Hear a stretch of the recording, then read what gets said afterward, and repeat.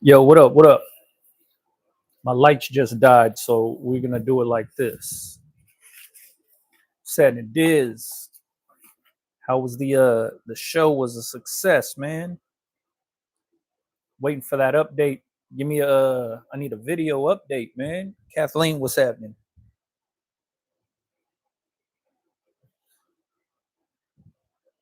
Hopefully you guys can see me too, cause like I said, the lights just died out.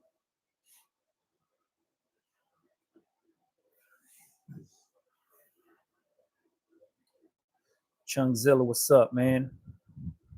Posted on YouTube. Hell yeah, that's what I'm talking about, man.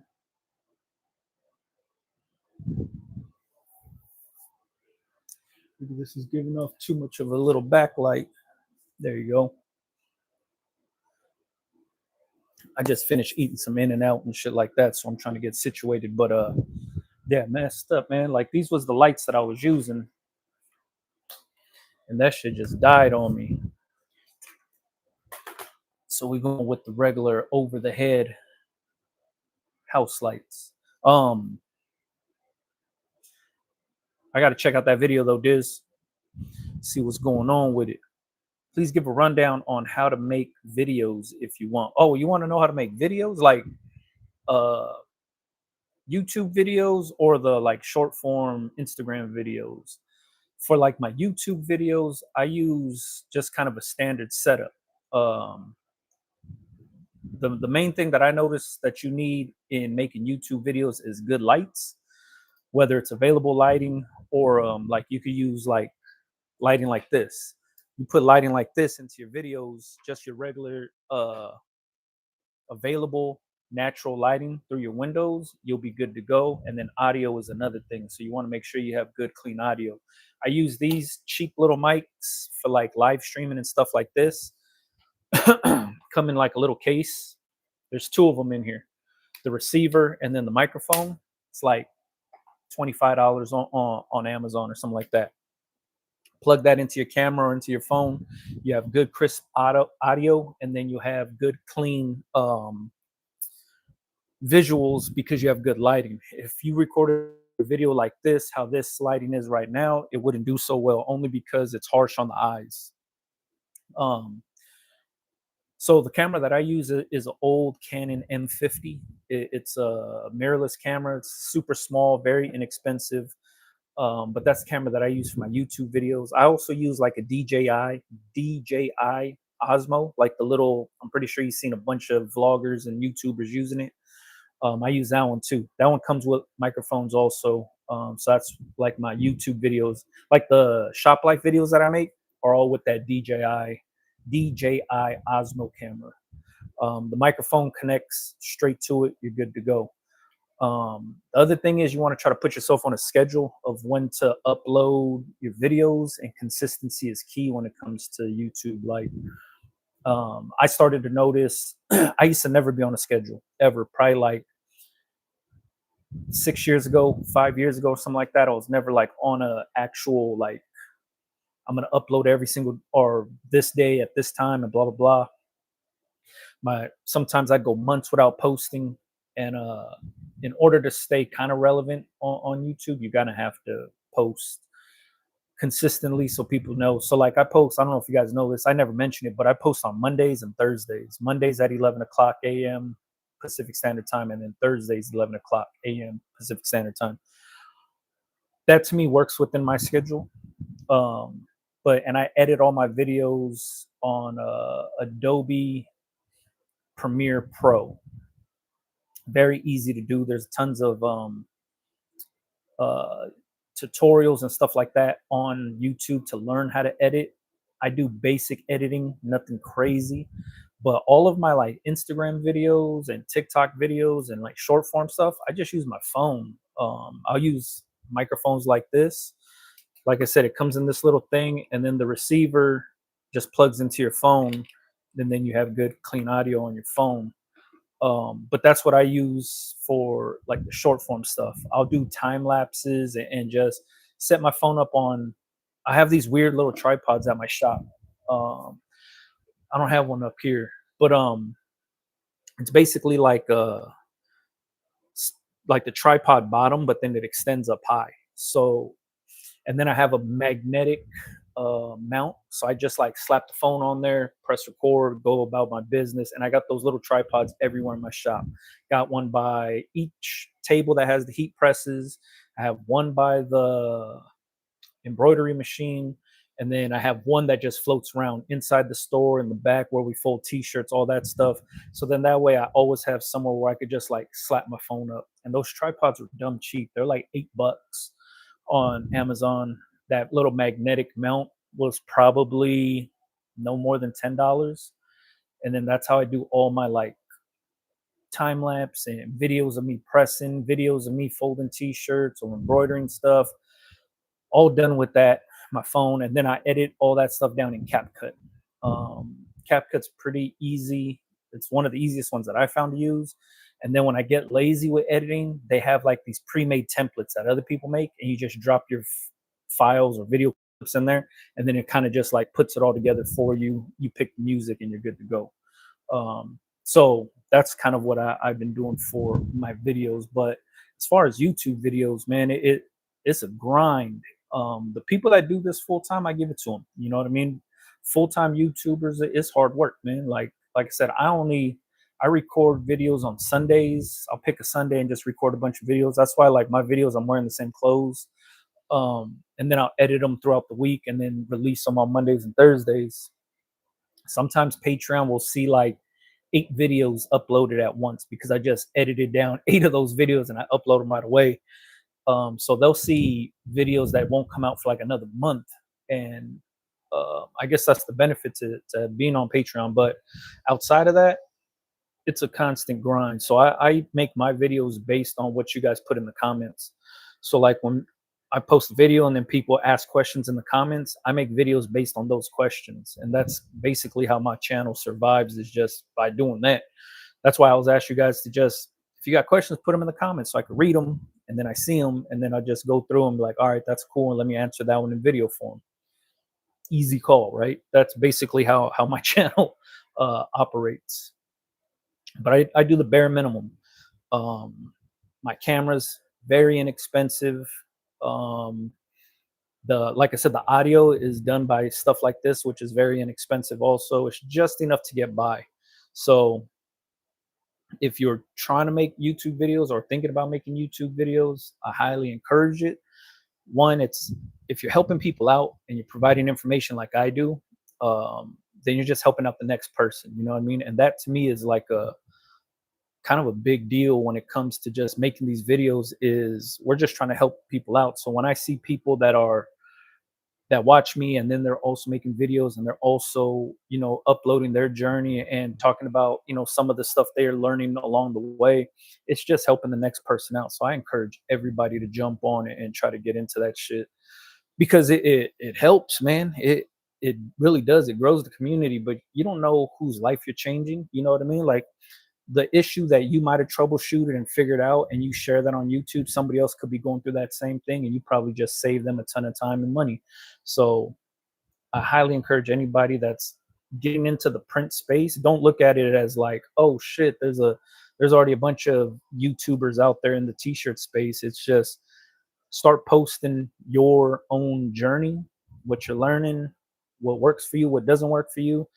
And don't use like I'm trying to get sponsored as like motivation to make more videos, because the moment you do that, man, you sell yourself short so fast, because some of these companies will offer you pennies and you'll be like, oh shit, I'm getting sponsored, I'm going to take it. And then next thing you know, you're in a contract where, you know, it's a really shitty contract. I've seen it a ton of times. I've also seen a lot of channels over the years start up and they go hard and then they fizzle out after a couple years. You don't got to go in and go that hard. You just jump in, do it.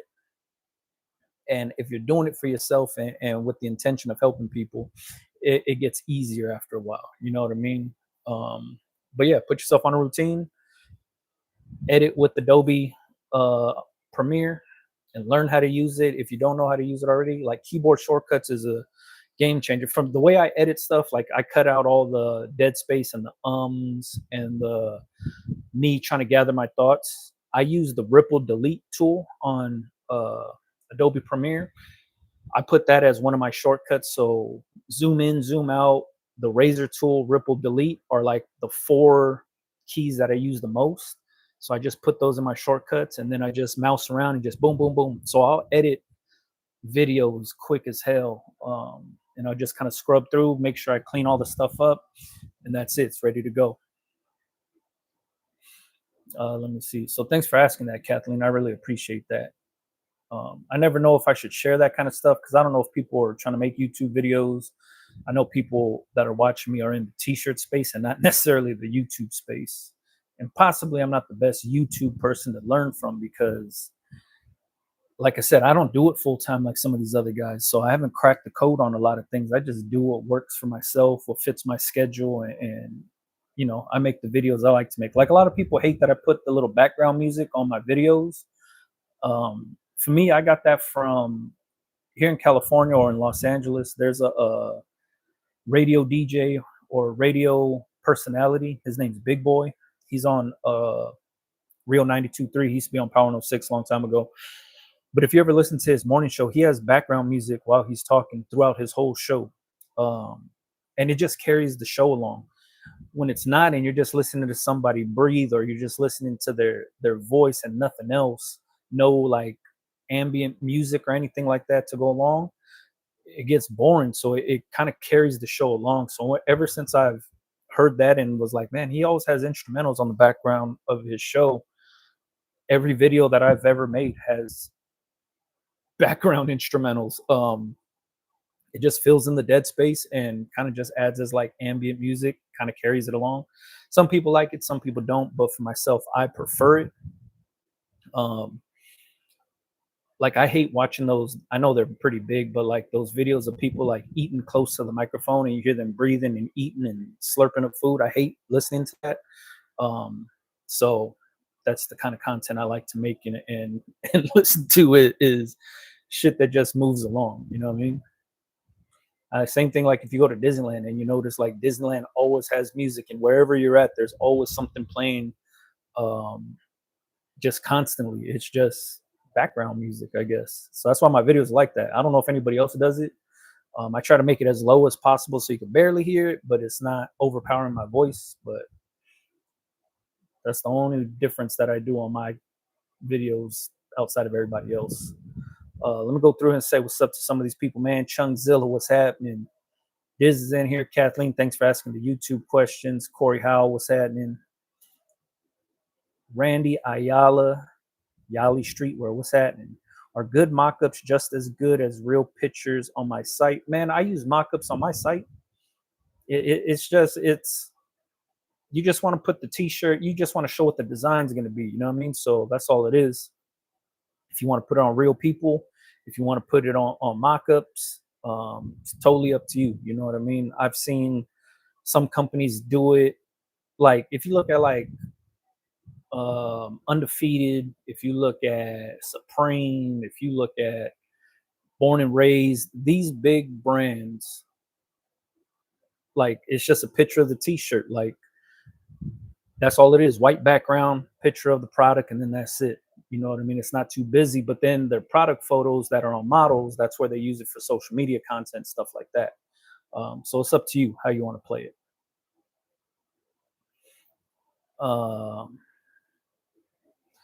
Let me see. Diz said I do the same, but in short form with the vendor info. Hell yeah, that's what I'm talking about.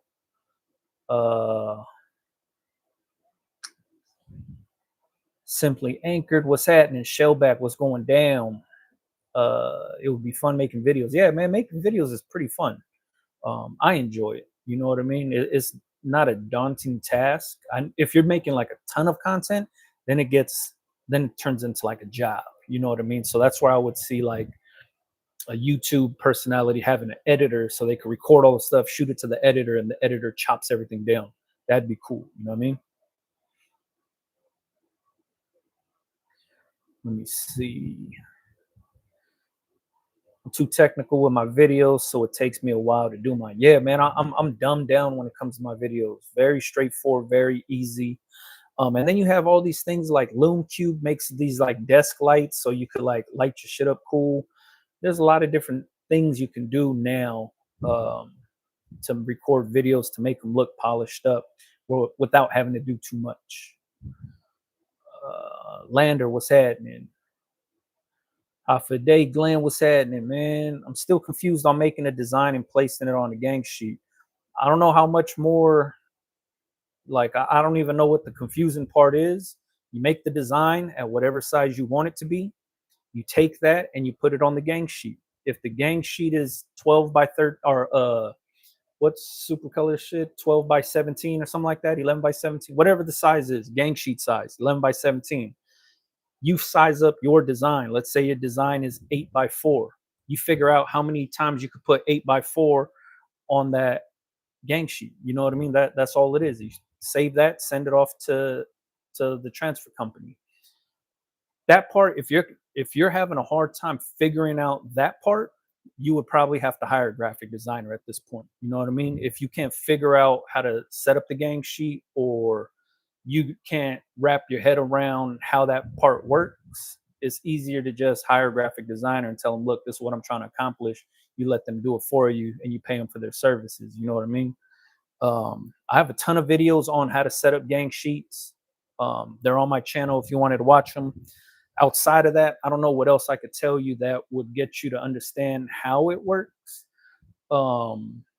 It's just taking the dimensions of what the gang sheet is, open that up in Photoshop or Illustrator, whatever it is, blank canvas, a blank workspace. What do they call it in Illustrator? I think they call it an artboard.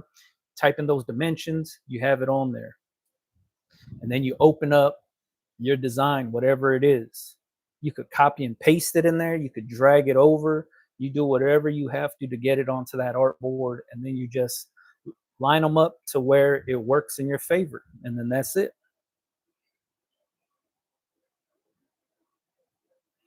Let me see. WC, screen printing and graphics. What's that? Threaded headwear was going down. Therese, what's happening? What I mean, I have a design that's 12 by 16, how to put it on a gang sheet and getting transfers made.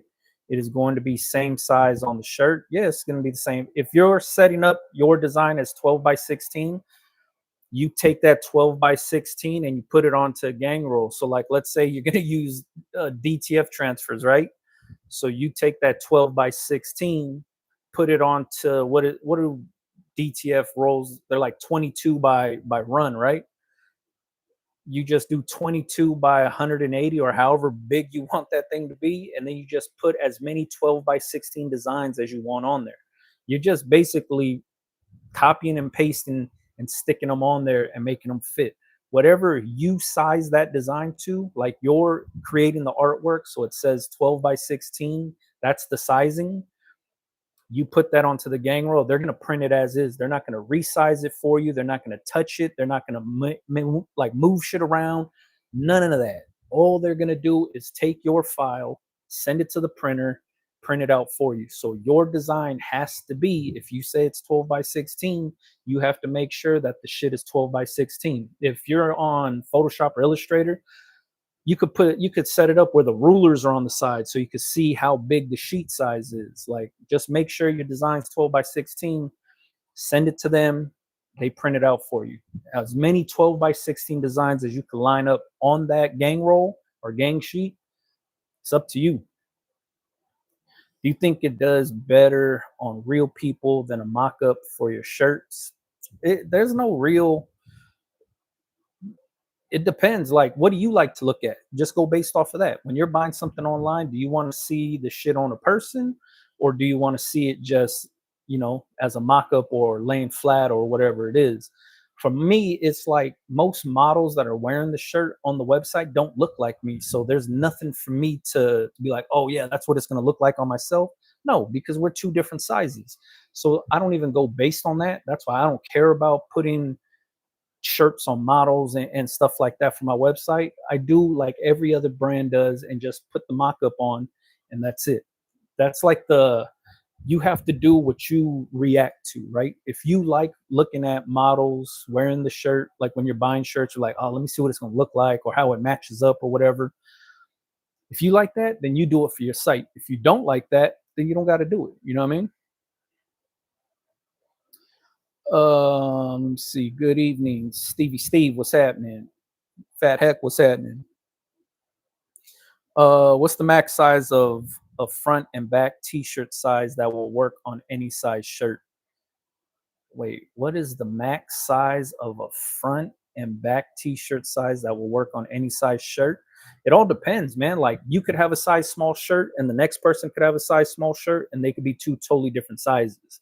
So if you're using size small, take your size small out, get a measuring tape, and measure how big you want your design to be. That's all you got to do. It's like as simple as that.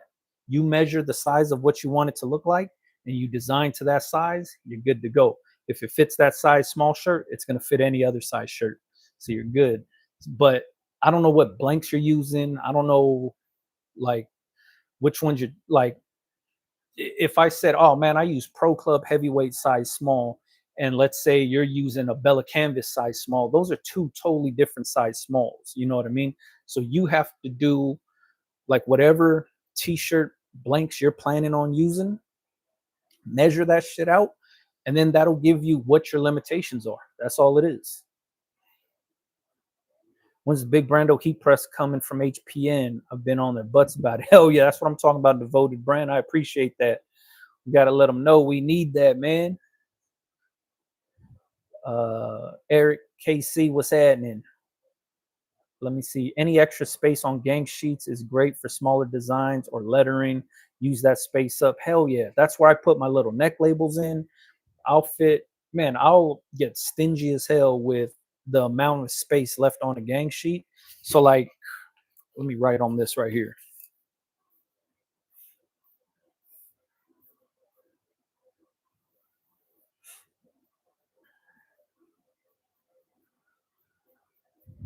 So like if this is the gang sheet right here, right? And this is like a big print, and then you got some like other small prints, but you have all this like dead space here.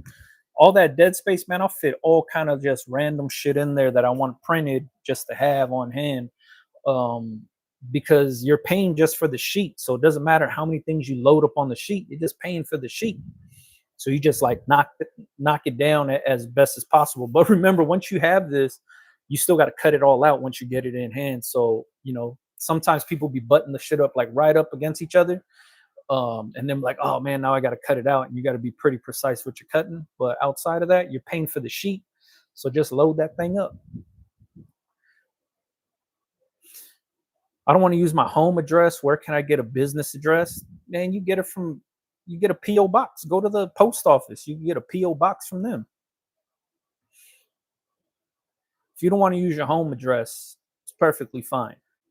But if you wanted to like get a different address, you can use Google. Like just Google mailboxes, personal mailboxes. They even have digital mailboxes. Like here in Los Angeles, they have digital mailboxes where it's like you go and pick up your mail from like I don't know. They have these things called UPS stores over here that have them. It'll give you a physical address, but you just pick up your stuff from the UPS store. Like we have these things called mailbox, etc. We have the UPS store, the regular post office where you could get a PO box. Shit's out there, you know what I mean? Whatever you have local around you, that's how you do it. Since there's a minimum requirement for AS Color wholesale license, what's your next best brand option price point? Shock Active, Smart Blank. Um, Let me ask you this: what for the minimum requirements to order from AS Color? What's stopping you from hitting that? Like, you don't think you're gonna be selling that much, or you don't think you're gonna be like, well, what's the? I get this question a lot. People always like, oh man, the requirement to order with them is gonna cost this, or you got to get like this many units or something like that. $250 minimum for t-shirts. So you just want to order like a few, like you just trying to order like a dozen or something like that.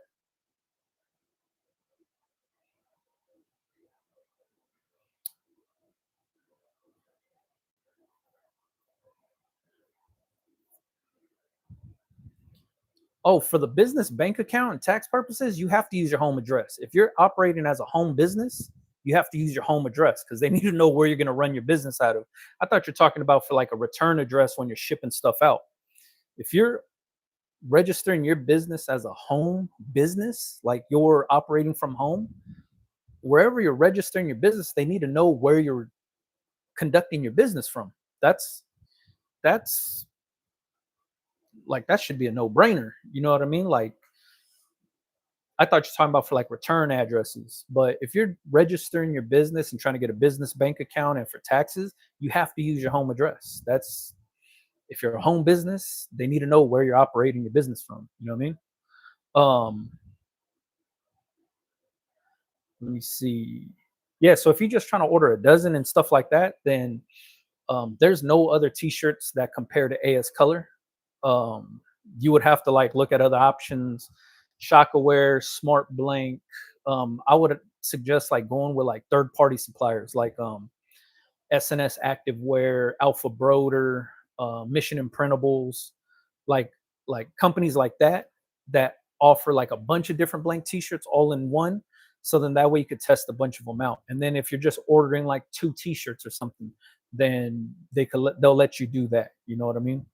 You got to remember, like when you're buying wholesale, the intention is to buy in bulk to get a better rate. So then you could turn around and decorate on it and resell it.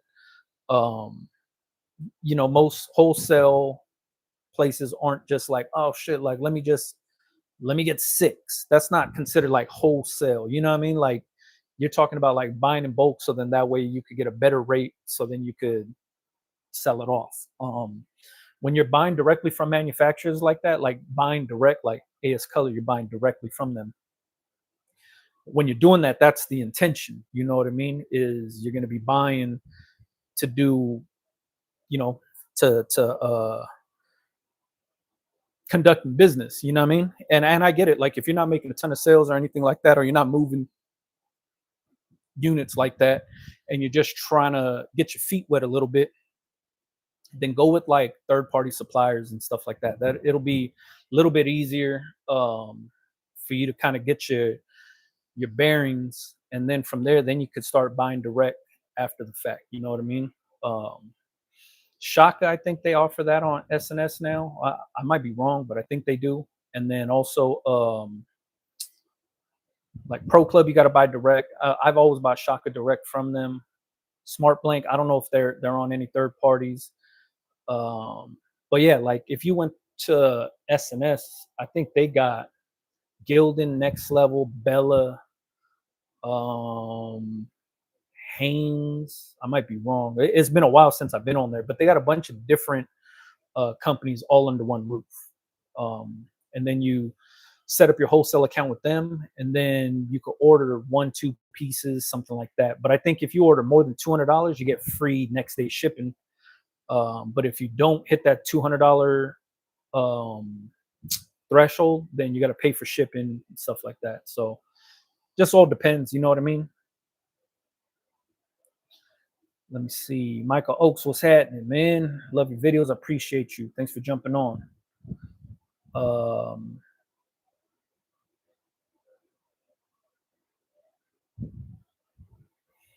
Let me see. 250 is nothing to invest in your business. 250 goes quick. You know what I mean? When you're buying blanks, especially like if you look at like AS Color, man, like the heavy fade shirts, those things like 10-11 bucks. So you getting 2 dozen of those, you already sitting at 240 bucks or something like that. You know what I mean? Like it could go fairly quick. Let me see.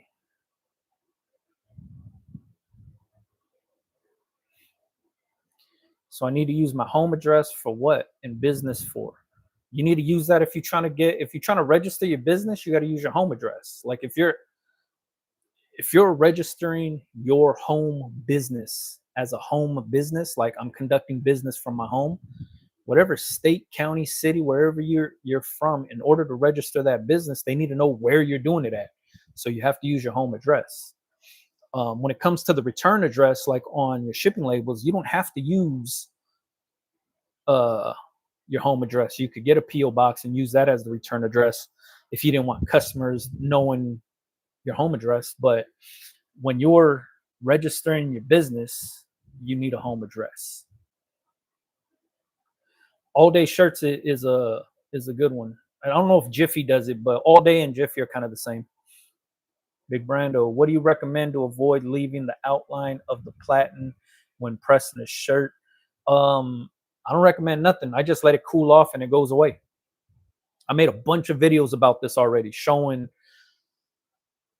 what it looks like when you after you press it and then you let the shirt sit out and then the press marks go away. A lot of times what it is the t-shirt might be wrinkled and now you have a perfectly pressed square and it makes gives you the illusion like there's discoloration, but there's no discoloration. Um, but for myself, like you guys see how I press my shirts, that's all I do is press it, bag it up, it's good to go. Home address for registration in my state. If you're registering your business, I don't know where you're registering your business or what you're doing, but if you're trying whatever you needed your a different address for, it sounds like you need it for your business. So that's where you would use your home address for. I don't know what you're trying to do, but for if you're saying it's for taxes and it's for business bank account and stuff like that, they need to know where you're conducting business. That's what it is. You can't use PO boxes and stuff, so you use your home address for that kind of stuff. Account with AS Color, I know. Yeah. Business address for shipping? No, you don't need a business address for shipping. Would you do a hat press tutorial? I keep creasing the 112s. Great info you share. I got a bunch of videos showing how I press on hats, but you have to remember, like, you're probably getting creasing because of your pressure and probably because the hat's not seated on that little bottom plate snug. You can't have any gaps in between it. So I got videos on YouTube and on Instagram showing the process on how I press hats. Um, but the press that I have removable bottom platens. So they come like the Heat Press Nation Signature Series Cap Press comes with different size platens. So there's big ones, medium sized ones, smaller mediums, and then like tiny ones. The reason it comes with that is because all hats are a little bit different in size. So you find the one that fits perfect and then you swap that platen out. The whole idea is not to have a gap in between the hat and that platen. Like if there's a bounce and there's a little gap in there, you're going to get creasing. You need the hat to sit on that bottom plate tight with no gaps whatsoever, and then you'll be good to go.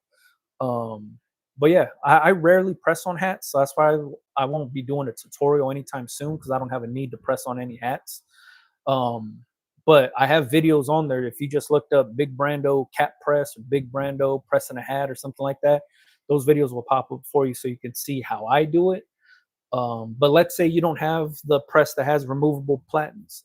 You can use cut up mouse pads, cut up different size mouse pads to fit that little bottom plate, and then just stuff it inside the hat, inside the sweatband, just to fill in the gap. If you didn't have mouse pads, you can use rags.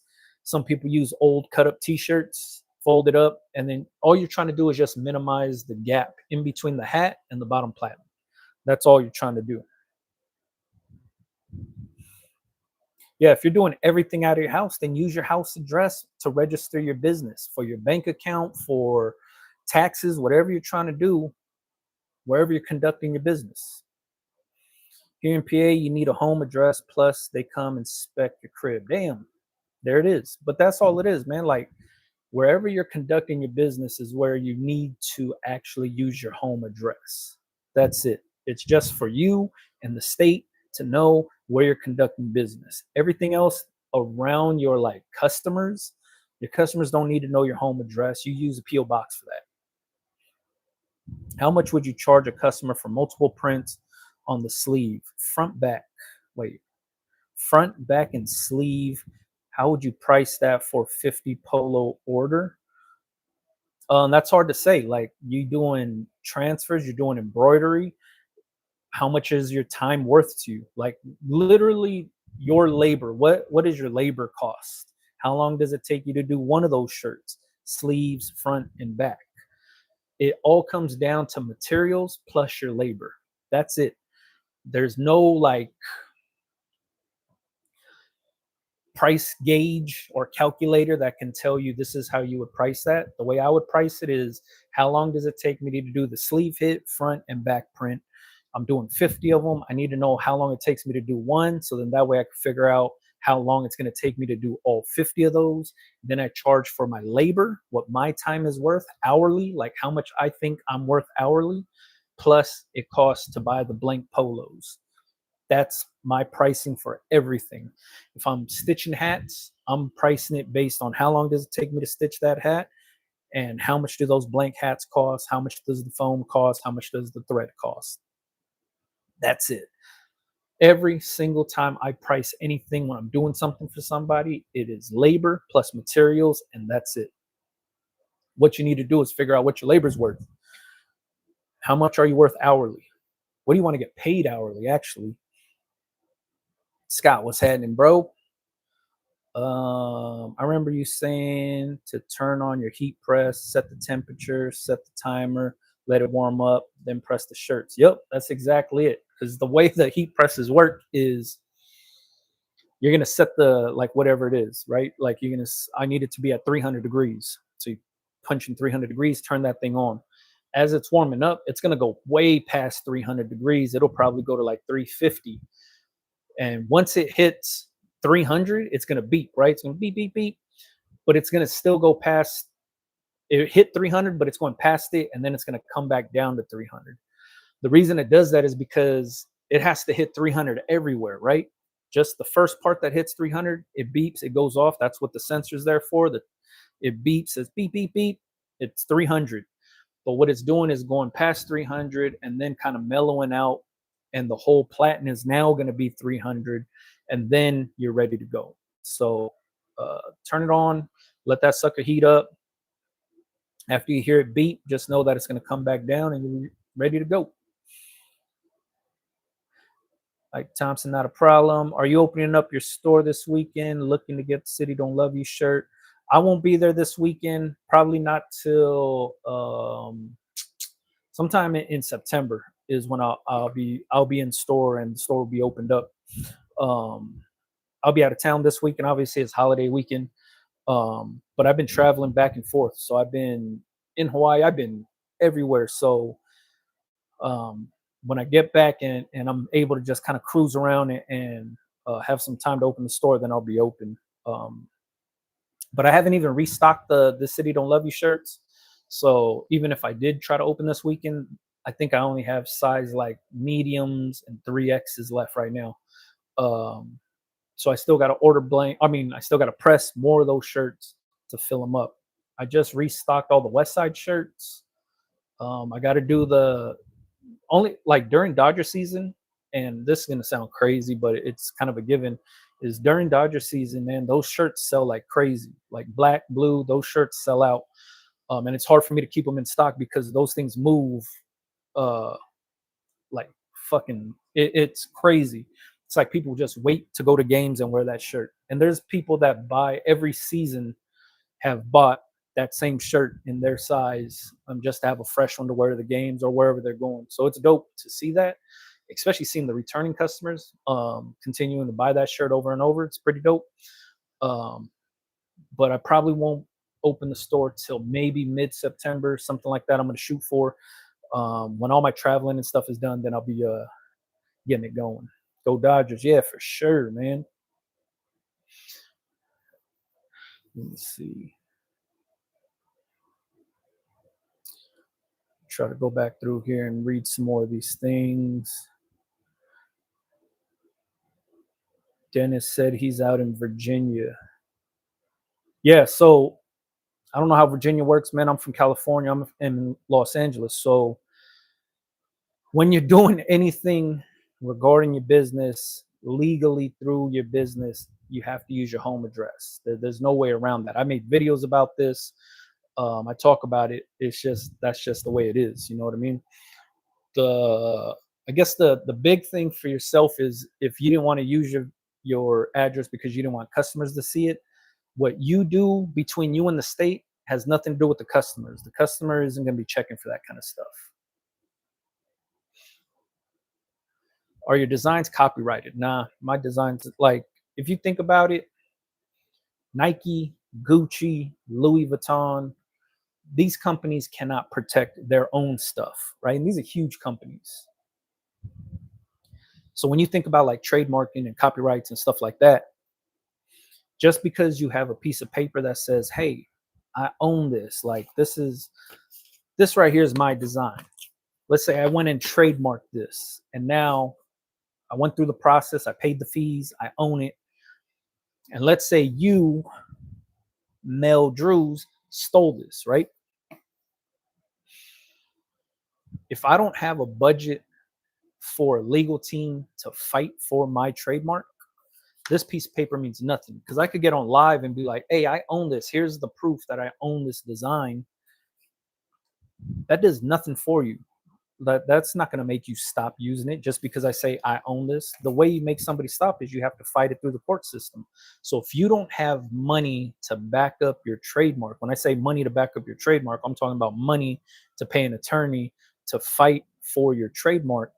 Trademarking your stuff is going to be, in my opinion, useless. It's doesn't make, like, to me, it doesn't make any sense for us as startups to before we sell anything, we go out and trademark stuff. Because, like, let's say that you're trying, like, you're about to start your brand or your business or whatever, and you got this fire ass idea and design, and let's say this is the design, right? You're like, before I put this thing out, I want to actually trademark it so nobody steals it, because when I put it out, I don't want nobody to steal it from me. This is what everybody's thinking. So you go ahead and you trademark this thing.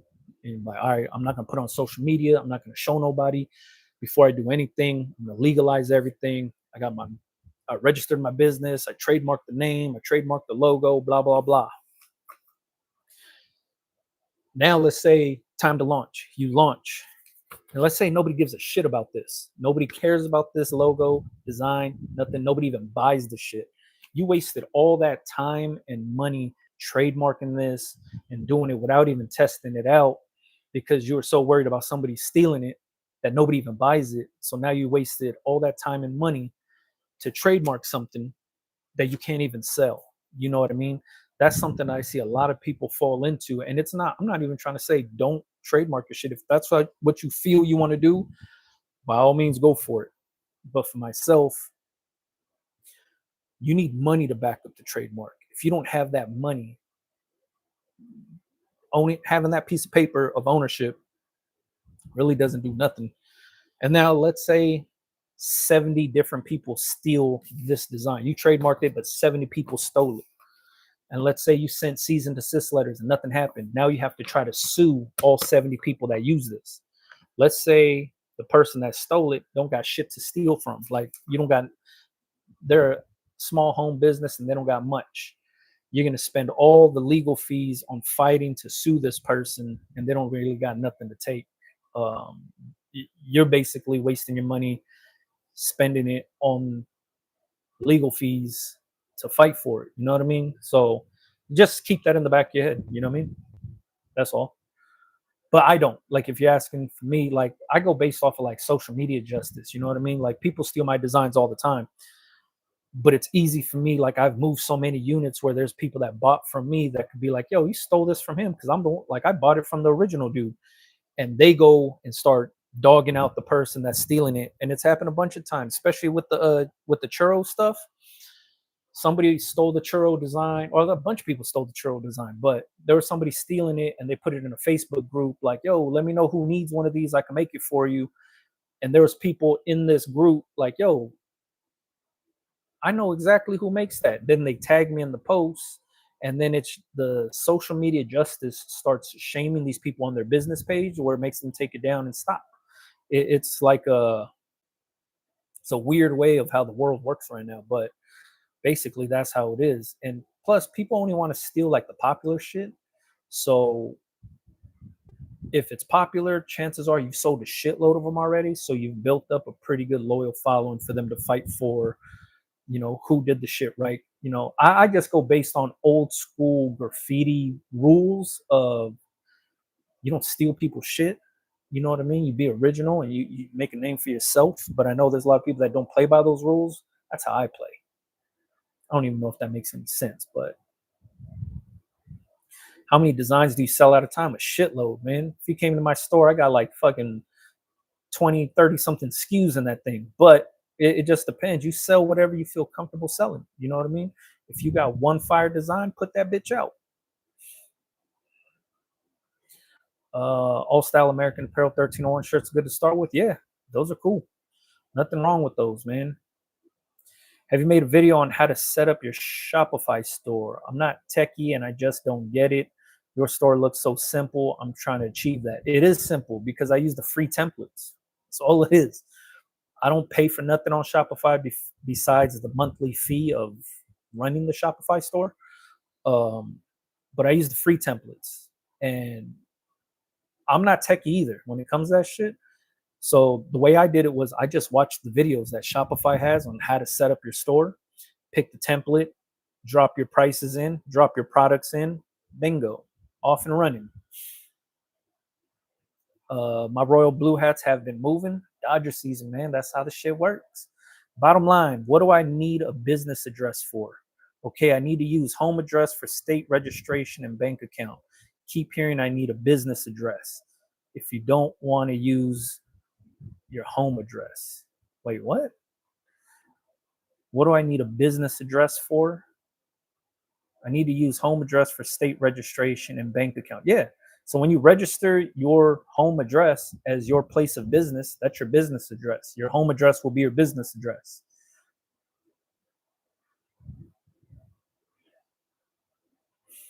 Let me see. If you physically have a business storefront warehouse location, that would be your business address. Since you're running a business from your home, your business address is your home address. Yep. Let me see.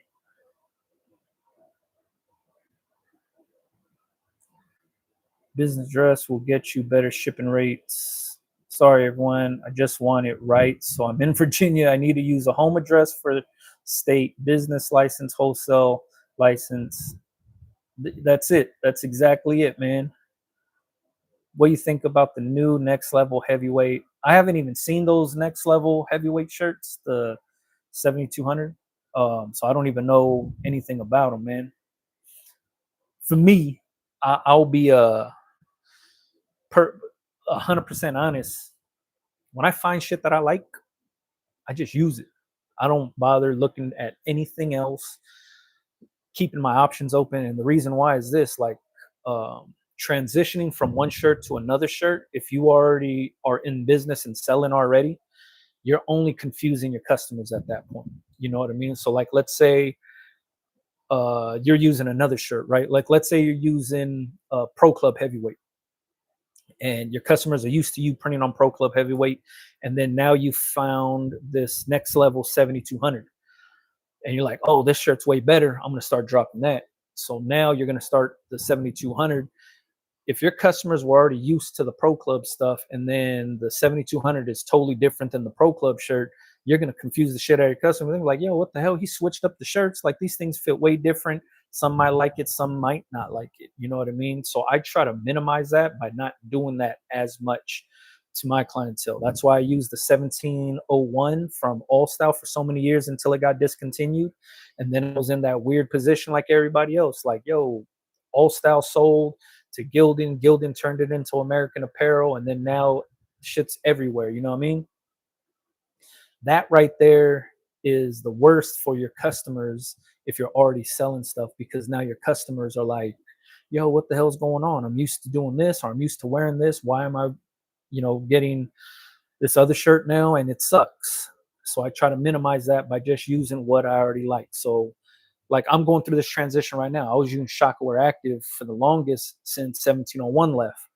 Shockwear Active was my go-to shirt, and then All Style comes out with the block T-shirt, and then the block T-shirt feels like the old 1701 shirt. So I'm like, man, I'm going back to that. So now I'm transitioning over to the block T-shirt from AS Color. But the way I rolled it out was I had some in store, As customers came in, I let them feel it. I have like, yo, you come here and you shop here all the time. I'm about to start printing on these. What you think about these? Everybody was like, yo, these things feel dope. I like them. Easy call. Same thing for online customers. If somebody's like a returning customer of mine, you could see it in your Shopify how many orders they place with you. I'll send them a free t-shirt, and it'll be the block t-shirt with something printed on it. Like, yo, I'm planning on switching over to this. Let me know what you think of this. Enjoy this free t-shirt. Then that way you get a better understanding on what your customers like and don't like. You know what I mean? So that's why I don't like go around and touch all these other shirts. If I'm at the trade shows, I'll check them out. But for the most part, if the trade show, like if the company at the trade show doesn't have a warehouse close to me, I usually don't shop with them, or I usually don't buy my blanks from them. I limit myself to the blanks that are local to me, so then it's easier for me to pick up, if that makes sense. Are you an artist? How do you bring ideas to life? I am an artist, man. Everything starts with a hand drawing. I take a picture, I put it in a Photoshop, I redraw it in Photoshop, clean it up with the pen tool, and then I get transfers made, and then I put it on t-shirts. That's how every single design is created by myself. It starts with an idea first. I put the idea in my phone, I put it in my notes. When I get time, I draw it out. I take this drawing, very, very rough sketch, take a picture of it, upload it into Photoshop, do my cleanup, all that stuff, and then bingo, that's where it's at. Illinois Kennels, what's happening, bro? You can get a virtual address so you don't have to put your home. Yep, that's it. Virtual address. The UPS store does it here in Los Angeles. I'm pretty sure you might have something similar to that in your area. Go to your county clerk, set up your business license using your home address as your business address. It'll work for any and all licensing wholesale. There you go, man. Justin Jacobson's from Virginia also. Just put you on, Dennis. Good people helping good people. That's what I'm talking about. When you do your website, Facebook, or anything else, don't put a business address until you get a P.O. box. I guess it's hard to wrap your head around business address, uh, like for legal purposes of you running the business, registering your shit, getting your licenses and all that stuff. Yeah, you're using your home address. That's between you and the state. But then anything has to do with the customers, you use a P.O. box or virtual mailbox or um, your P.O. box or whatever it is. You know what I mean? Thank you for the knowledge. Not a problem. Art to wear lab in the house. Oh, that's what I'm talking about. Cutie Lash. What's happening? Um, One of the, I guess the big ones is nobody wants customers to see their home address, right? So like, man, I don't want customers looking at my home shit and stuff like that. And I get it. Privacy, man. Like you don't want that. So that's why, you go sign up for like a PO box, should be like $100 for the year, something like that, and you'll be good. The Mahanos, been down with you for many years. I don't know if you remember, I used to say chill on the cuss words, saying you did. I would ask how much you charge for 5 custom stickers. Man, I don't even do stickers like that no more. I mean, I have access to a sticker printer plotter, but I don't sell stickers, man. Sorry. Have you ever got a shirt manufactured? I'm getting a cardigan made on Alibaba now because the design can't be done by me like I did my shirts because I don't knit. Hope that makes sense. It makes a ton of sense. Easy street sneakers. I have got stuff. You're talking about like cut and sew. The biggest thing you're gonna want to make sure is you get your sizing down and your tech pack spot on. Tech pack is basically like the blueprint to what they're building for you. The reason I say that is because if you're getting it done in China, they go based off of Asian sizing and not necessarily American sizing. So you have to be very, very thorough in the tech pack on dimensions and how to do stuff. You'll see when you get your sample back and you'll just be like, oh shit, like, yeah, it fits, or this fucking extra large fits me like a small. Then you'll know you're dealing with Asian sizing. But yeah, as long as your tech pack is like dead on, you'll be good. Let me see.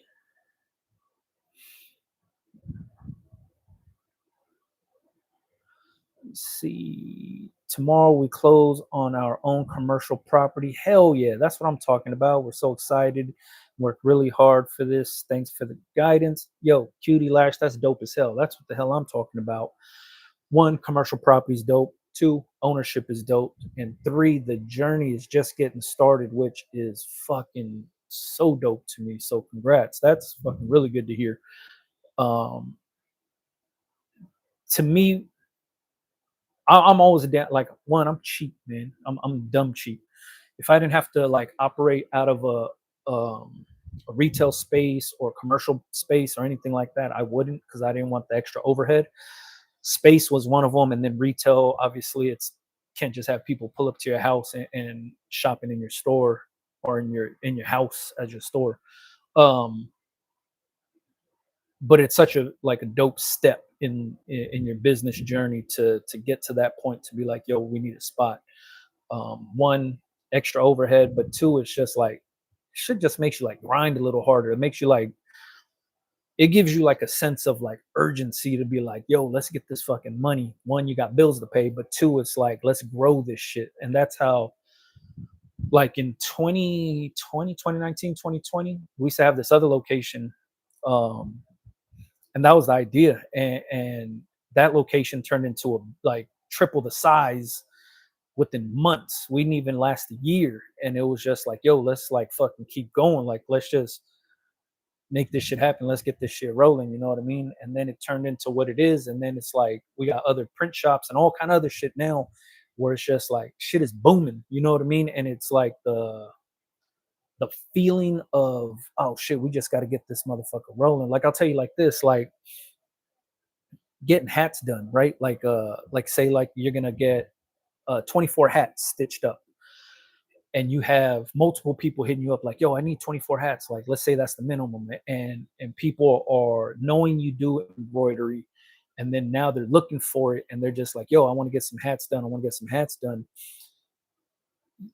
The Once the work is like pouring in like that, it's such a dope feeling. But then at the same exact time, you're just like, yeah, you're figuring the shit out as you go. You know what I mean? And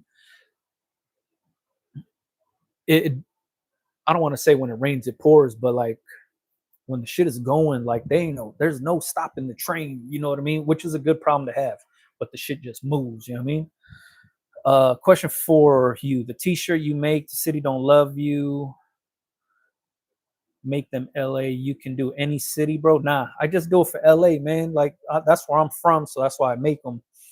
A lot of people be like, "Yo, make one for Miami and make one for over here," and I'm like, I don't live in those places. You know what I mean? Like for me, I make the shit that I like and the shit that matters to me. That's 1000% the reason why I do what I do. You know what I mean? I make shit that I want to wear. I make shit that customers like, and I make shit that like I feel somebody's gonna relate to. But yeah, like that shit I don't make for every city. I did make one for New York though for my brother Fat Man Scoop, rest in peace. Before he passed, this is like few years.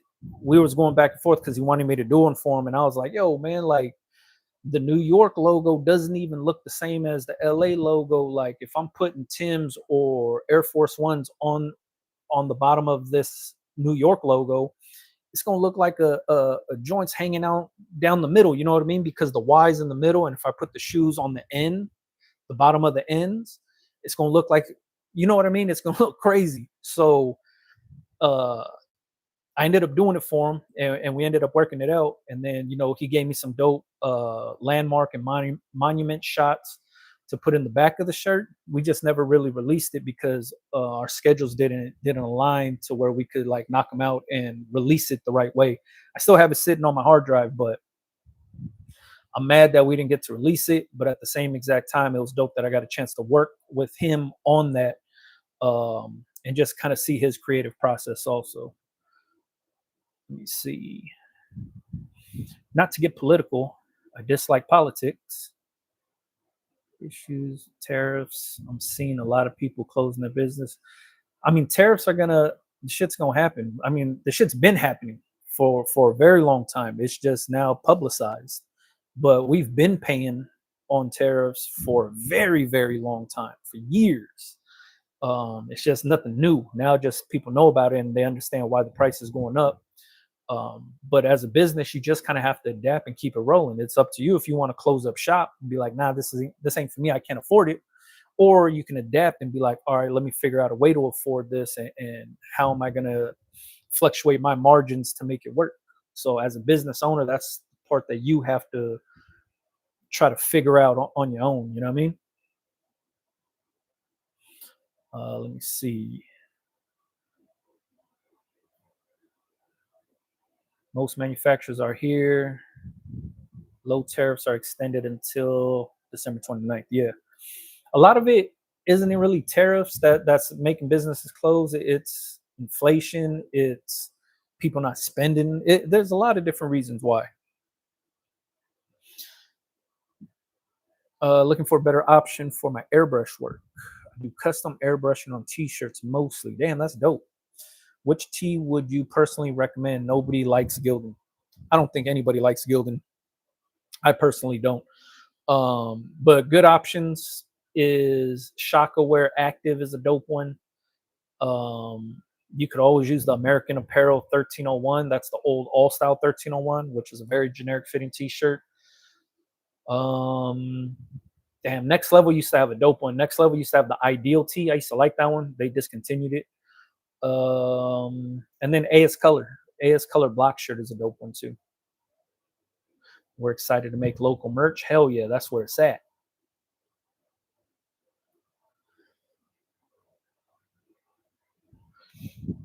What I mean when you put your home address, people look you up and no privacy. I'll tell you this, Dennis. I buy a lot of shit online and I've never bothered to look up a return address and be like, let me look this guy up or let me look up where this came from. I've never done it. You know what I mean? But not to say nobody does it, but I get what you're saying. You know, privacy is privacy. You know what I mean? But I think online shopping is so normalized now, um, that people are used to getting packages. Like I don't know if you guys noticed, but like the Postman, UPS, and FedEx, their trucks are loaded with packages. Like there's just poly mailers and boxes to the fucking roof in all of these trucks because there's so many people online shopping now. So it's like so normalized now. Like where I don't have the time in my day to be like, oh shit, I just got this package from this person, let me look up this address, see where they live at, or see where it's coming from. I To me, that's just me personally, I don't do that. That's why you got that Louisiana order. It's also LA. You know what's funny is so many people buy my LA hats from Louisiana, and I never knew why until I figured it out. And I was like, oh shit, I'm dumb as hell. Like that shit right there is like it works for them. So appreciate shout out to Louisiana, man. It's dope as hell. Brando is only making Steelers stuff. Man, I don't know if you noticed, but I make a lot of t-shirts in black and yellow for my own personal. I got black and yellow shoes. Any tennis shoe that comes out in black and yellow, I get, man. But I also understand that, I, I live, I'm in Los Angeles where majority of the people over here are Raider fans. So every now and then I'll make black and gray shit too, because that's what sells. You know what I mean? Still black and yellow, man. Do you think DTF transfers are quality transfers of print? Hell yeah, they are. I have local DTF company in Virginia and planning on using them to get a fast turnaround same day order. Easy call. As long as you apply it correctly, DTF is dope, man. Like I said, it just depends on as long as you apply it correctly, you're good to go. My city, Oxnard. What's that in Oxnard? Hell yeah.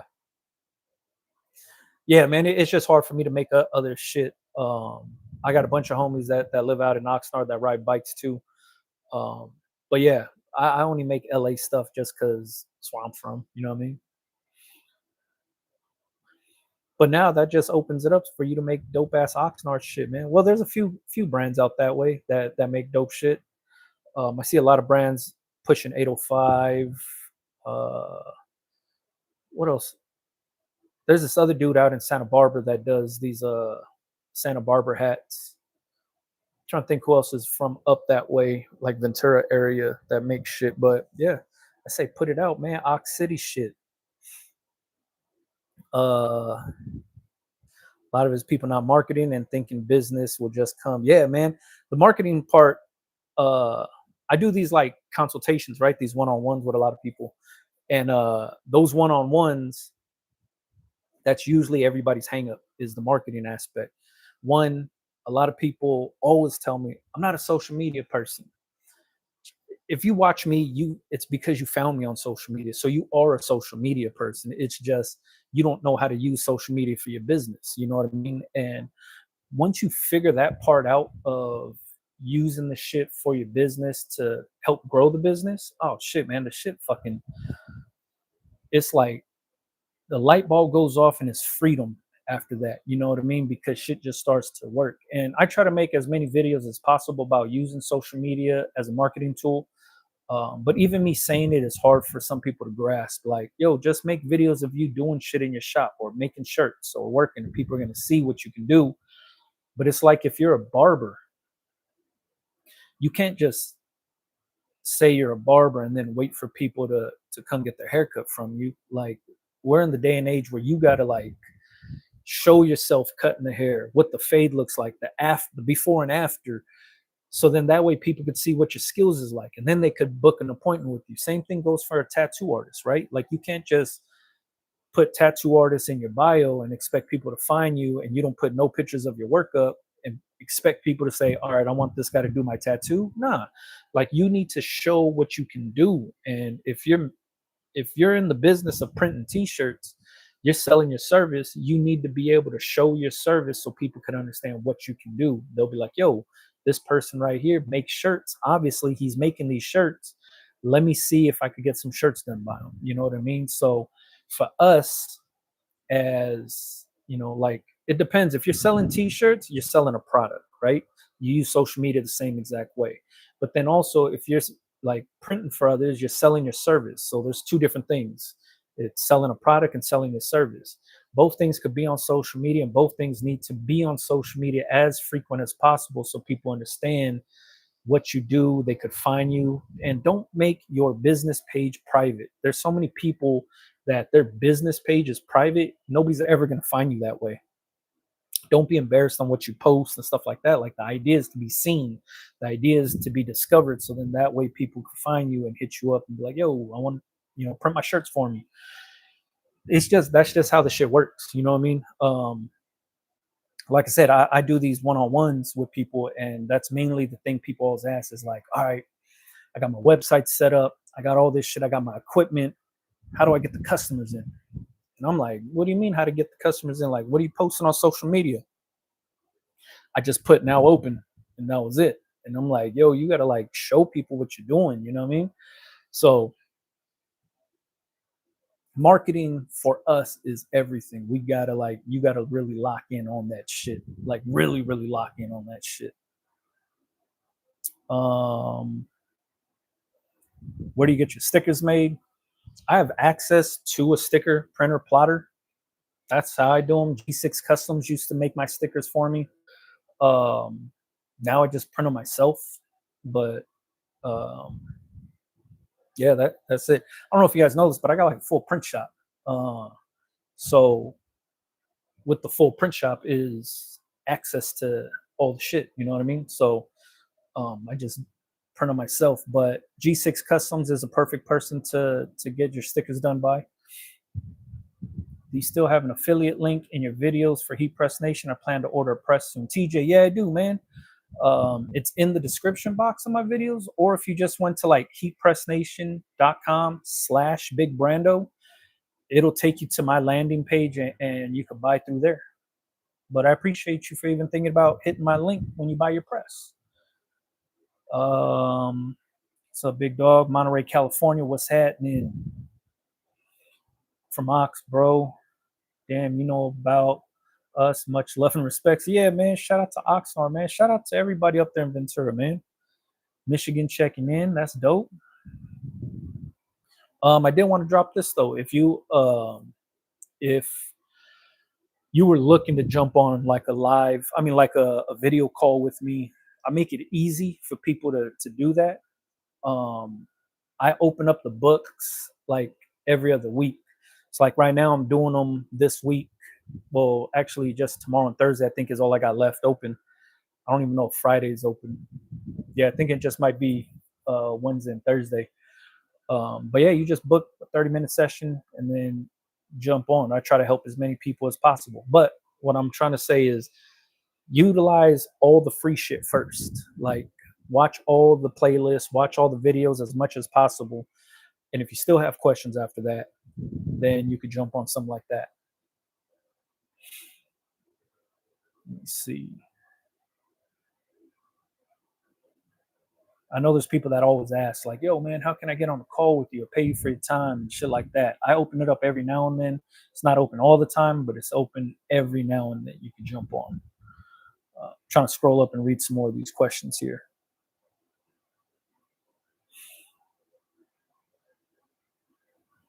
Ya se fue. Thank you, bro. Appreciate you. Um, Greg Lopez from Michigan. Hell yeah. Shout out Michigan, man.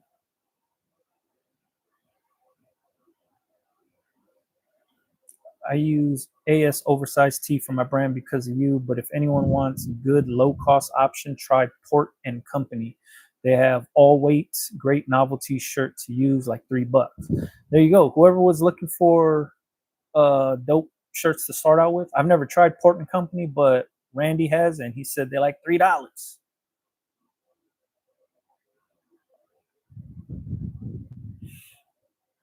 go fishing soon. Lake Casitas. Let me know whenever you're up here. I'm up there every now and then. I was supposed to be up there this past weekend to go on a bike ride. I think that was out in Ventura. I didn't make it out there though. T-Town T-shirts said Port and Company are my go-tos. Hell yeah, there you go, man. Whoever was looking for T-shirts, we got a few people using Port and Company. Port and Company. Try them out, man. Try them out. Where can you buy them? Do you buy them directly from there, or are you guys buying them from like different sites and shit? Let the people know where you can pick those up. I don't think I've ever even seen Port and Company at. I'm pretty sure they're at the trade show, but I've just never used them. Sanmar. Okay, there you go. So there's another third party supplier. Sanmar's dope, man. Sign up with Sanmar. You get a chance to like buy all these different blank t-shirts under one roof. That's how like when SNS used to be over here in Santa Fe Springs, the shit used to be dope as hell because I would be able to like place my order, go pick the shit up the same day. But then you'd be able to like buy all like you could buy from Value Cap, you could buy some bags from like some other company, buy a couple Bella shirts, you could buy a couple Next Level shirts, you could buy some Gildans or All Styles or whatever. Port and Company is Sanmar's house shirt. Hell yeah, that's what I'm talking about. If you go to Ventura, go to Mother's Tacos. Went this week and it was so damn good. Hell yeah. Shout out to Mother's Tacos out in Ventura. I missed it, man. I was gonna be up there for a bicycle ride. The homies was all up there. I didn't get a chance to make it out there though. But shout out to Seals and Foils and shout out to Mother's Tacos. Hell yeah. Roll now with my DTF local printer. Easy order before 10 a.m. Same day pickup. That's what I'm talking about. Hell yeah. Ports are like 225. Only bad thing is you need to go over $200 for free shipping. Otherwise, it's like $30. Threaded headwear, appreciate that. But $2, that's what I'm talking about, man. I haven't seen blank t-shirt prices like that in so long, man. I used to this is long ass time ago, man. But way before I got on YouTube, they used to have I used to be able to get all style t-shirts for like $2. And then white all style t-shirts, the 1301s, I used to be able to get them for like $1.60. And that was all sizes. Size, I think that was small to 3X or small to 4X. I think it was 3X at the time. But yeah, white All Style 1301 t-shirts. This is when they had the old tags, the old square AAA tag. This is how old it is. The old square AAA tags. We used to get them for like $1.60 for the white, and then it was like $2, sometimes $2.10 for the black ones. Let me see. I was wearing one at your last show, testing them out. Hell yeah, that's what I'm talking about, man. That the trial and error are whenever you're testing shit out. That's one of the dopest. Like for me, that's one of the dopest parts of the business is getting a chance to like try the shit out, putting it through its paces, wearing it, sweating through it, pressing on it, washing it, all that good stuff. You know what I mean? Um, but in the meantime, when I'm doing all that, I'm really trying to like see, would this t-shirt be worth it for me to offer to my customers? I mean, I'm wearing it, I'm sweating it out, and I'm doing my thing in it. But in the back of my head, it's always like, all right, is this something the customer would be comfortable wearing? Is this something that I would buy to wear? That's how I feel with like AS Color t-shirts. Is once I like put them shits on and was like wearing them around, I'm like, yo, like I love the feel of this. I like the way it feels on my body for one. I like the fit. So I'm like, all right, now I know what I'm gonna offer my customers. Next level 3600 t-shirt, T-Town t-shirts. Hell yeah, that's what I'm talking about. Next level adult cotton tee. The only next level shirt that I used to use was the Ideal tee. I don't know the model number or anything like that. People always ask me that too about like model names. I mean numbers. I usually go based off the names. Like when you ask me about AS Color shirts, I talk about the name that's on the tag and rarely the number.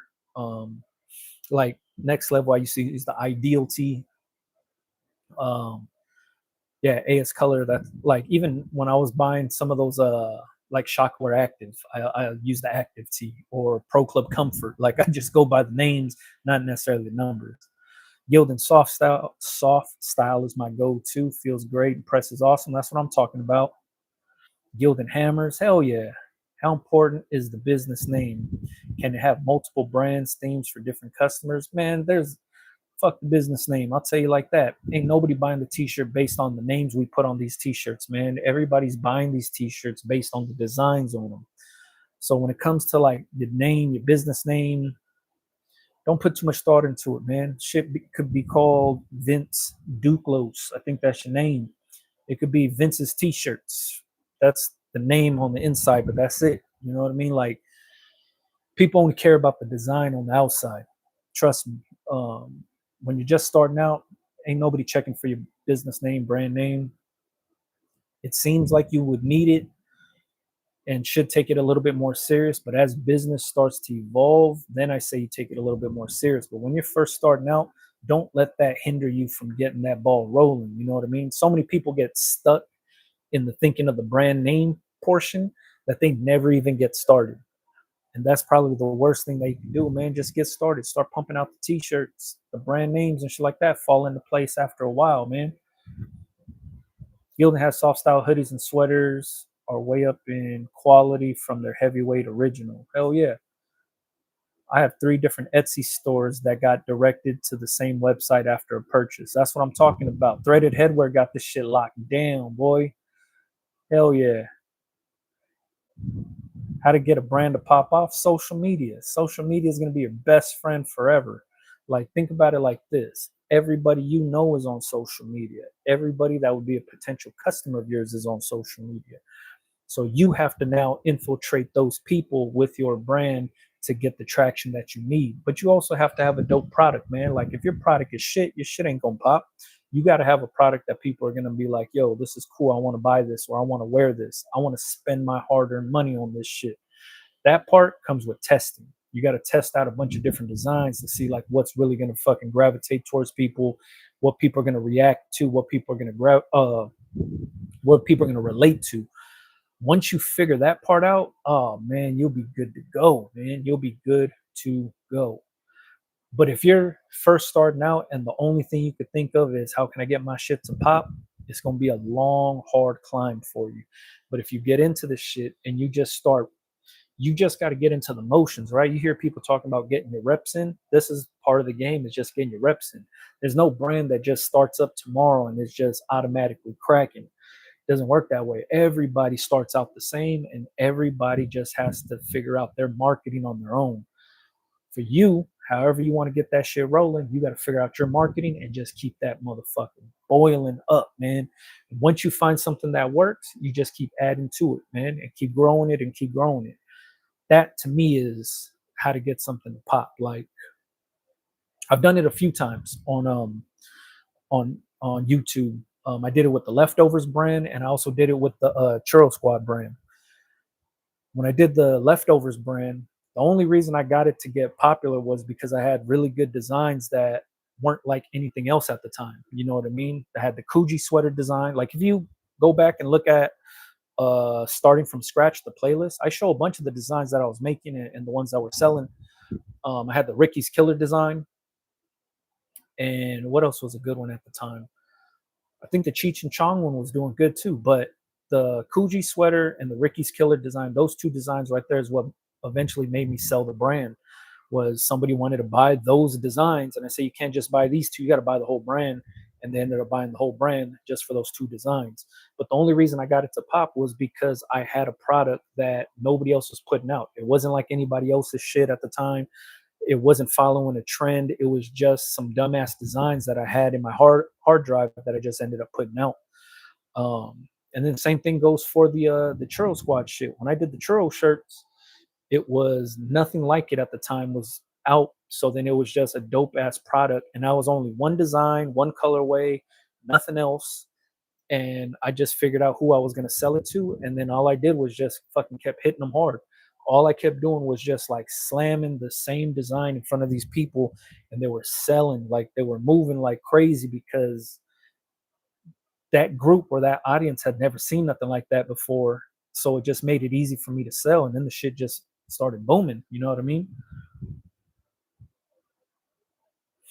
Leftovers, the Gardena hat. Yeah, when I did Gardena Originals, it was the same exact thing, man. The only reason I started Gardena Originals was because um, the pharmacy or the store out here, Walgreens, they sell city shirts or sweaters that just say, like, where, let's say Walgreens and Gardena, they'll sell sweaters that say Gardena, established in whatever. And then let's say Carson, they'll do the same thing at Carson, and they'll do the same thing in Manhattan Beach. So when I started seeing people buy those Gardena hoodies from Walgreens, I was like, man, fuck that basic ass shit. I can make something better than that. So that's what I did, was I just started making something that I thought looked cooler and offered it to the people. And I knew who my audience was.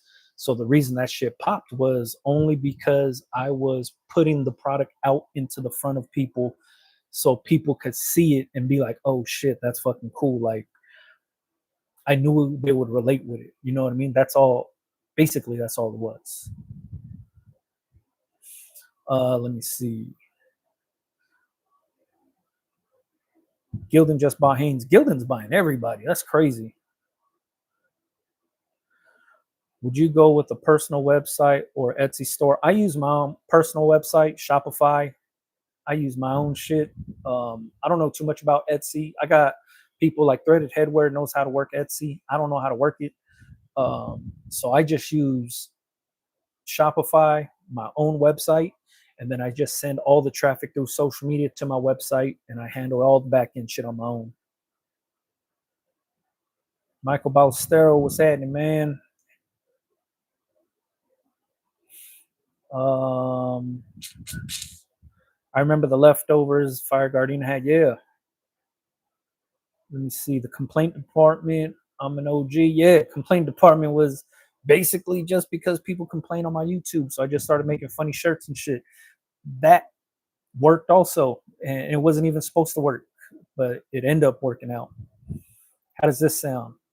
I have, for example, 10 different t-shirt designs. Press the designs on shirts and link them on my YouTube channel with different sizes and the colors and the prices. And there you go. That's all you need to do, Kathleen. Get them going. That's it. Start putting out some content. Isaac Gonzalez said that's what I did with my brand. It all comes down to how you market the shit, who you're selling to, knowing your target audience, and then just feeding that target audience with everything that they want and need. And then your shit just starts to bubble on its own. That's just, in my experience, that's how it's always worked. That's it. Just want to thank you, brother, for all your insight and helping us. You can try Lane 7 as well. They have ring spun hoodies for like $10, and their vintage hoodie is 11, only 8.5 ounce, but very soft. I bought a sweater from some, I don't know if it was Harley Davidson or a custom bagger shop around the way, and it was printed on Lane 7, and it felt good, but the fucking neck was too tight, man. Like trying to fucking squeeze my big ass head through the shit, and then around my big ass neck, the shit was like choking me out, man. It might have been a fluke. It might have just been that one hoodie. Who knows? But it was printed on Lane 7, and it just, that's what turned me off of it. And I see their stuff at the trade show all the time. But since I bought that hoodie, I was like, man, this thing don't fit me right. So that's why I stopped using them. For me, the AS Color Relax hoodie, that's my fucking go-to. That shit's expensive, but it's such a dope, soft feeling hoodie, and it fits me right. Like from when I wear hoodies, I like the elastic to be tight around the waist. Like the elastic has to be pretty good. The elastic on the sleeves, nothing bothers me more than loose elastic on the sleeves, and then that shit starts to swallow up your hand. You know what I mean? I like the shit to stop right at your wrist and fit right. Same thing with around the waist. I hate when hoodies aren't tight around the waist and they fit like a bell. I don't know if you guys know what I'm talking about. When the hoodie just like flops down, looks weird to me, looks sloppy. I don't like wearing them like that. So for me, the relax hoodie ticks all the boxes for myself.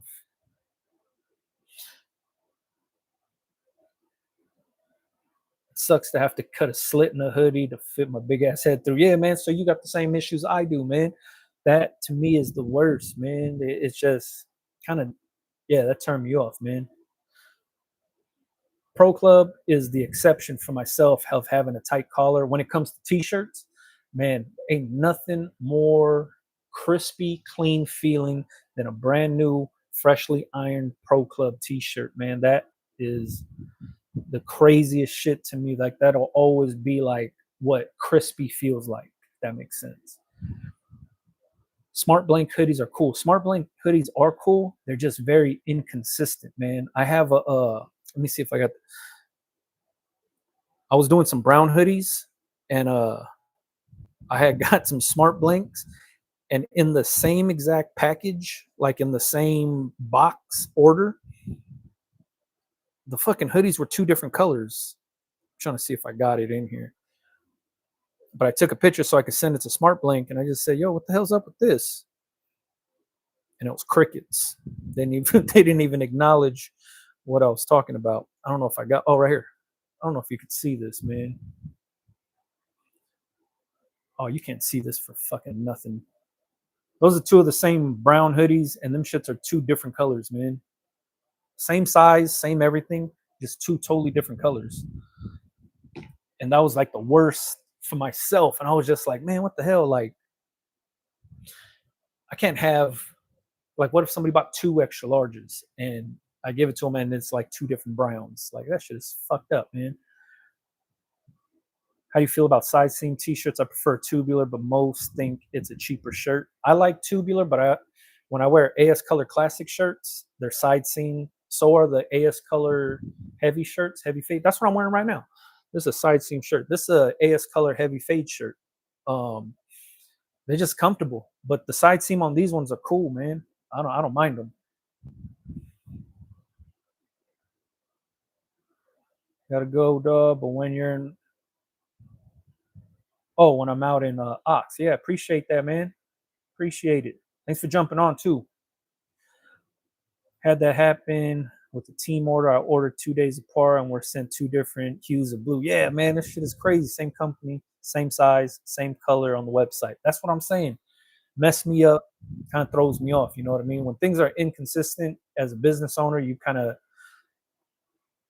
you know what I mean? You kind of just want you're looking for some sort of consistency. You know what I mean? Um, but yeah, it happens. It's happened to me a couple times with their t-shirts. Because when you get their t-shirts, they bag them up like in a dozen, and in that same bag, the larges will be two different sizes. I'm like, oh man, what the fuck's going on here? Maybe I'm blind, but I didn't see a big Brando t-shirt design on your site. I'd buy one because I think it looks cool, but also to see if any knuckleheads say, "Hey, I watch him." I used to have them. I used to sell these sample packs, Daryl, um, where the damn, how long ago was this? This is probably like 5, 6 years ago when I was doing the sample packs. But it used to just be my logo, the circle logo, the gray one with my face on it. And then you get a bunch of transfer samples inside of there to test out on your own. But I used to sell those a long time ago, and I used to be like, man, don't nobody want to, like, it's kind of dumb. Ain't nobody gonna buy my face.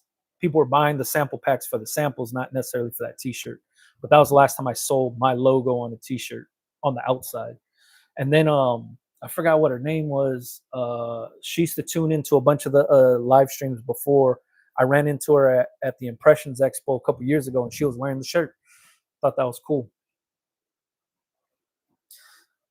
But it's kind of funny to see how many people or who watches my channel or who's because I meet a lot of people out in public, right? And then the most randomest people sometimes are like, "Yo, man, like what's happening? I watch you on YouTube." I'm like, "Damn!"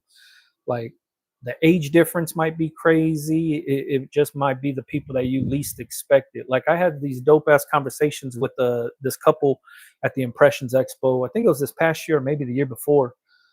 Um, they're from Europe and they came for the Impressions Expo, and they don't even like heat press t-shirts. They sew, or they do like some kind of like they sew patterns on like a little circle thing. I don't. They were trying to explain it to me, and I really didn't understand what they was talking about. But they watched my channel. I was like, man, this is fucking crazy. One, you came all the way from Europe for the show, which is dope, and two, you came and chopped it up with me.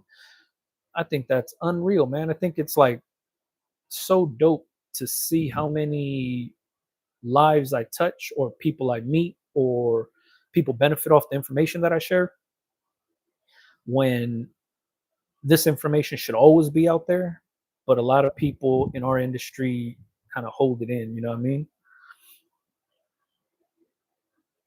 It's because for me, the whole gatekeeping, that I know that's the term now, but when you start keeping all these secrets and you don't share what you're learning and stuff like that, then I feel like the craft kind of dies at that point. You know what I mean? And when I say the craft kind of dies, I mean it because it's like not everybody is sharing and growing the business and growing the craft together, because everybody's keeping everything hidden and so secretive. And to me, I'm like, man, I'd rather have the community be big as hell, than we all benefit off of that, right? Like the boom of heat presses and DTF transfers, we're all benefiting off of that now. We all have access to dope ass heat presses with all the functions that we like: slide out drawers, auto opens, even heating elements. We're forcing these companies into like making better shit because we're reviewing the shit and we're saying, hey, this sucks, or this doesn't work, or this is good. So with that, we all benefit from that. Same thing with DTF and transfers and stuff like that. I think we all benefit from it. So growing the community is better than keeping the community so small and so like just secretive that nobody wins and nobody benefits off of it besides the big companies. Now, we all, by us sharing information and sharing what we're doing and how we're running our businesses and stuff like that, and more businesses are thriving and started because of it. Fuck, man, we all reap the benefits off that shit, and everybody makes a little bit of extra money for their own pockets. Like, how dope is that? So, with me getting on YouTube and doing this shit and doing these live streams and posting videos, it's mainly just for that, just to be like, yo, let's fucking get this shit rolling. You know what I mean? Let me see. Like me, I'm a leather worker, but enjoy the info you share. There you go. So on and so forth. That's such a dope ass name too, man. So on and so forth. And you so dope. To me, you're a leather worker and you watch my channel. I appreciate you, Sonia. Well, I know you have at least one Alabama hillbilly watching you, TJ. That's what I'm talking about, man. It's what it is. What's happening, bro? Need to link up when you're at the shop again. Yes, sir. Hopefully, yeah, I'll hit you up. I'll let you know when I'm over there. I already have put your shirt to the side too, the blue Aloha shirt. Uh, if you guys don't know, it's what it is. You guys see him on here. If you follow him on Instagram, he's in charge of the store social media at my store, Kainoa Creations. That's the social media manager. So if you guys fuck with me, you guys fuck with him. You guys want to see dope ass surf photos and shit, follow him. His name is It's What It Is on Instagram and on here. No, you have a oh, shit. I think I read down. When I started a few years ago, your videos along with T-shirt Help Desk and A-Dub were so great to learn from. Hell yeah, man. Shout out to T-shirt Help Desk because he was on YouTube way before I got on YouTube talking about T-shirts. He's probably like the main person that's been pushing the T-shirt shit way before I got on, and kind of just stuck to it. And now that motherfucker got a gazillion followers. And I be seeing ads just randomly on my page, and it's him. And I'm like, yo, what the hell? He's everywhere. So shout out to T-shirt Help Desk. Shout out to A-Dub too, man. A-Dub solid as hell. Threaded headwear said facts. Adam T-shirt side hustle. Yeah, Stan's been at it, and now Stan's like, I want to say that motherfucker running GPX. Like he's in these trade shows like a pillar in these trade shows. That motherfucker's there. Glue, paper, scissors. That's who. Yeah, that's right. Lisa, I appreciate you. One, for wearing the shirt, and two, it was dope as hell to meet you. I was actually meet y'all at the Impressions Expo. So dope to see my T-shirt being worn, but also really cool to get a chance to chop it up with you. Glue, paper, scissors. I knew that was you, man. It just slipped my mind. Thank you though. Stan the man. Yeah, Stan's a crazy dude, man. Like Stan is everywhere, literally everywhere. He's speaking on stage, and then he's at in. It looked like he had his own booth at the Graphics Pro Expo, if I'm not mistaken. And then that guy's speaking on the panels. He's talking. He's doing interviews. That Stan's everywhere, man. Especially in these trade shows. One of the hardest working dudes out there, man. Everywhere, and he's serving the people. Like he's out there doing it. And I think he coaches football or something like that. I want to say he's like a football coach at the same exact time. Shout out to Stan, man. Dope ass dude. Solid. I'll tell you this, man. It's a crazy story. Is early on, uh, this is Impressions. We really, literally back then at the Impressions Expo when it was me and him, had no business in certain meetings. We had no business, and we was probably the only two content creators at the time pushing the envelope and just going for it. And yeah, we ended up like knocking down some of these meetings, and we was in some of the same meetings too. And I remember me and him talking after, or even during the meetings, like, man, we ain't got no business here. But then after a while, it turned into like, fuck that, we're about to build our own table at this motherfucker. And exactly how it happened is Stan had the vision of helping the people and growing the business and growing the community, and the motherfucker went for it. And he just fucking started killing shit, like full time killing shit. And that's so dope for me to see, because I was just like, this is from when we was just talking about the shit, and we was just up at some of these mixers and parties for the free drinks. You know what I mean? And then ended up boiling up to something bigger than what it was. So shout out to the homie Stan. Always dope to see, especially I see him at the trade shows and stuff like this, man. And solid dude, you know what I mean? Out to help the people, I should say. Out to help the people. Going to have to head to the next Impressions Expo. All the videos, they look like a great event. Yeah, I feel sometimes big box stores are attacking small businesses. Do you ever walk in a big box and see stuff that small businesses made first? Hell yeah, all the time.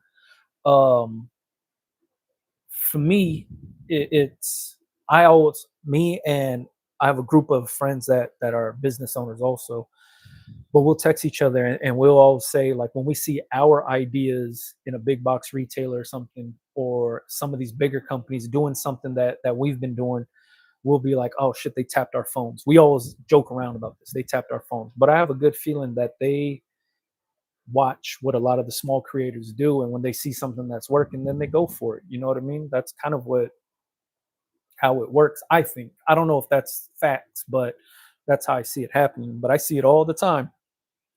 Some small creator will make something really dope, especially like some of the crafters and stuff like that. Next thing you know, it's at the craft store and it's already made and they selling it, mass producing that stuff. You know what I mean? I see it happen all the time.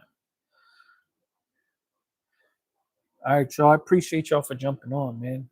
We did damn near like an hour and a half. Oh shit, an hour and 40 minutes. So thank y'all. Um, I live stream every Tuesday, 7 p.m. Pacific Standard Time.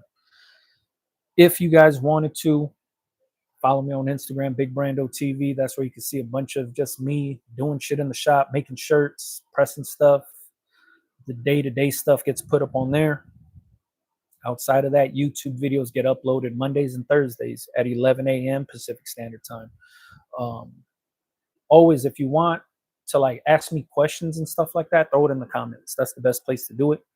And then also, if I'll open up the booking again for the one-on-ones, like if you wanted to jump on a Zoom meeting with me, like 30-minute session or something, I'll open up the bookings again for September. I think I only have a few slots open for tomorrow and Thursday. I think I got to double check the calendar and see. But yeah, if you ever wanted to do that, I'll drop the link on my Instagram account, or I'll put it in the description or in the bio, my link tree or something like that. But if you ever wanted to just look at it, it's oneonone.bigbrando.com. That's it. Then you could check the calendar and see if something works for you. If it does, cool. If it doesn't, so be it. You don't need to do it. Um, that's mainly for the people that watch all the videos and still have questions about something specific. Try to help people out that way. So jump on if you guys want to check that out. Once again, that's one-on-one, like the number one-on-one.bigbrando.com, and you can check the calendar and see what works for you and what's open. But cool, appreciate you guys for jumping on, man. This one's gonna live on YouTube too. So if you wanted to rewatch it, if I said anything that you wanted to hear again, you can check it out on YouTube because it'll be uploaded right after this. All right, peace.